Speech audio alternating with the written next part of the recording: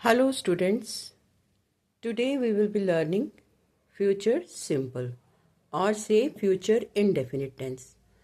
जैसे कि simple present को present indefinite भी कहते हैं, simple past को past indefinite भी कहते हैं, उसी तरह से future simple को future indefinite भी कहते हैं।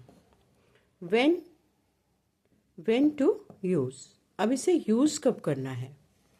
Any action that will take place in future, simple सा है कि कोई भी एक्शन जो फ्यूचर में होगा।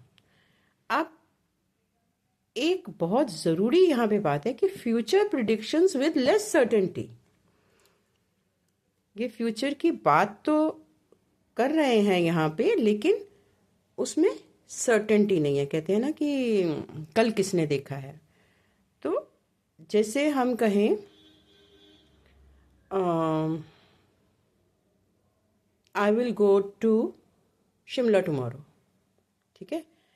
अब मैंने तो कह दिया, बट इट मे और may not be sure, it may और मे नॉट हैपन। कुछ भी हो सकता है कि it's not confirmed, actually it's less confirmed. Not confirmed तो नहीं कहना चाहिए, इट्स लेस कन्फर्म्ड। इसमें लेस सर्टेनिटी होती है।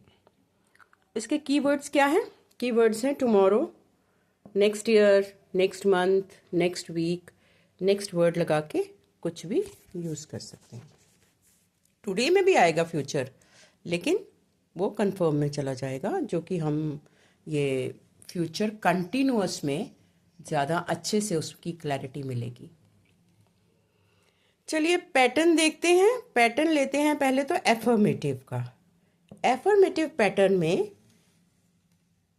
इस टेंस में, सिंपल फ्यूचर में, ना तो S1, ना तो S2, ना तो I, इन तीनों ही तरह के सब्जेक्ट्स का कोई डिफरेंस नहीं है अगर हमने उसके साथ कोई इसका वर्ब या हेल्पिंग वर्ब यूज़ करना है। यहाँ पे विल यूज़ होता है फ्यूचर में, शैल भी यूज़ होता है, लेकिन थोड़ा ये अब फ्यूचर सिंपल से आउटडेटेड हो चुका है। पहले वी और आई के साथ शैल लगाया जाता था, लेकिन वो अब थोड़ा मोडाल फॉर्म में चला गया है, मोडाल वर्ब में चला गया है।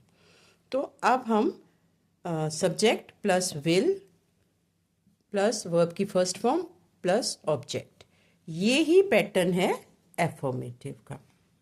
जैसे शी विल हेल्प यू, ठीक है।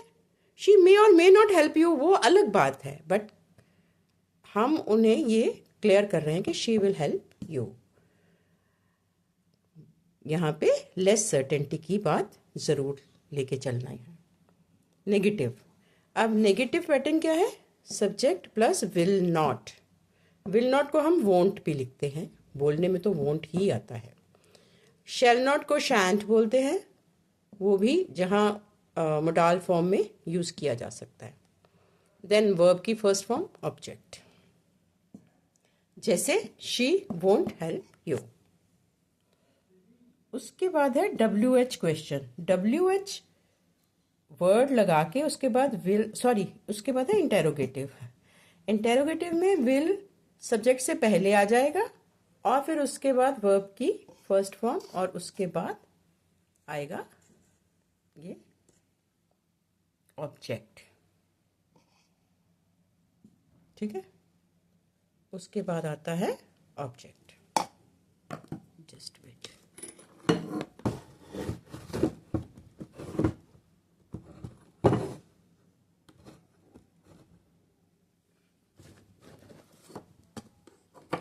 अब हम इंटेरोगेटिव का एग्जाम्पल लेते हैं। विल शी हेल्प यू, ठीक है। इसके बाद है WH क्वेश्चन। WH क्वेश्चन में कुछ नहीं करना, जो पहले पैटर्न था विल वाला इंटेरोगेटिव, सिंपल इंटेरोगेटिव, उससे पहले WH वर्ड लगा देना है। तो why will she help you, यानी WH word plus will plus subject plus first form plus object and question mark. Who से पैटर्न अलग होते हैं, जैसे हु विल प्लस वर्ब की फर्स्ट फॉर्म प्लस ऑब्जेक्ट। जैसे किसी ने कहना हु विल हेल्प यू, ठीक है। उसके बाद व्हाट हैपन वाला जो मैंने बताया था, या व्हाट से स्टार्ट होने वाला जो होता है थोड़ा सा, व्हाट अकर्स, व्हाट हैपन्स, इस केस में आएगा what plus will plus happen, ठीक है, प्लस ऑब्जेक्ट, उसके बाद क्वेश्चन मार्क। अब इस केस में क्या आ रहा है, व्हाट विल हैपन। जैसे हम ये सेंटेंस ही ले लेते हैं, what will happen if she doesn't help you. अब यहाँ पे ये बात याद रखनी है कि अगर मेन जो सेंटेंस है उसमें विल या शैल यूज हुआ है, सब के सेंटेंस में विल या शैल यूज होता है, तो उसका जो सबऑर्डिनेट सेंटेंस होता है उसमें प्रेजेंट टेंस, ये she does not help you लिखा है, मैंने विल नॉट हेल्प यू नहीं लिखा। विल और विल दोबारा नहीं आएंगे। What will happen if she does not help you? And that's enough with this video.